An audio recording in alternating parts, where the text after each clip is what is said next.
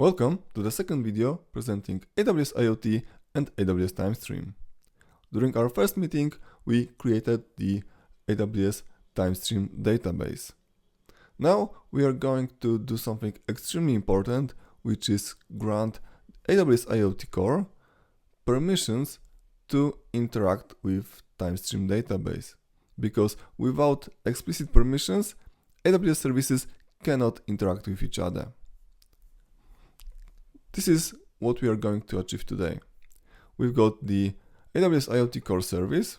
AWS IoT Core will receive messages from our simulated devices and use rule engine to process them. But we'll cover that in the future. For now, we need to grant AWS IoT Core service permissions to interact with Timestream database, because we will use Timestream to store our messages. In order to do so, we're going to create an IAM role with trust relation to AWS IoT Core and IAM policies that allow AWS IoT Core using this role to describe Timestream endpoints and write records to very specific table. Let's take a look at the source code. This is our database that we created in the first video on the table. Now what we are doing is we are creating the IAM role, and let's copy this role name. We will use it in a second. That role can be assumed by AWS IoT service. So this is how we created trust relation between IAM role and a specific service. And for that role, we add policies. We add policy allowing describe Timestream endpoints, and we add additional policy that allows to write records to Timestream, but to very specific table, to the table that we created here above. Because we do not want to allow AWS IoT Core to write records to any tables. Good practice is to assign as narrow permissions as possible for our services, and this is how we can achieve it using AWS CDK for Python.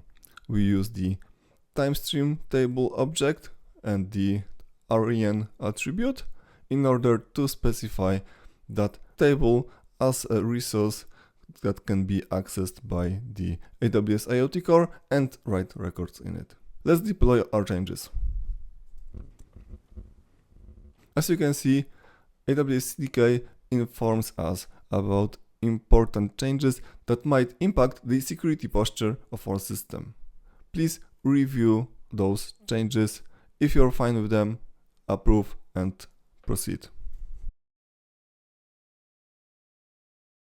Deployment was successful. Let's switch to AWS console to verify that our resources were created.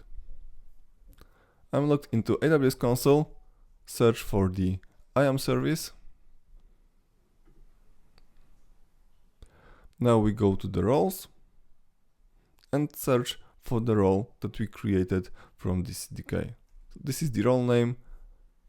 If you forgot, it is in here. So the IAM role and the role name. Just copy this role name, paste it into the search, and here it is. We can see that we've got permissions assigned to this role. So those are the IAM policies. The write records are allowed only for our specified table, not for any table that we might have in this account. Go to trust relation, and here we see that this IAM role can be assumed only by AWS IoT Core service, which is what we wanted. Let's summarize what we achieved. We created the Timestream database in the first video, and in this video we created the IAM role that can be assumed by the AWS IoT Core service with IAM policies that allow IoT Core to describe Timestream endpoints and write records to our very specific table. That's a great foundation to create a secure and scalable IoT solution. In the future videos, we will add additional components to build the fully functional IoT solution. You can find this source code on my GitHub repository. Let me know in comments if you've got any questions. All the best. I'm Łukasz Malinowski. the Internet of Things advisor and trainer.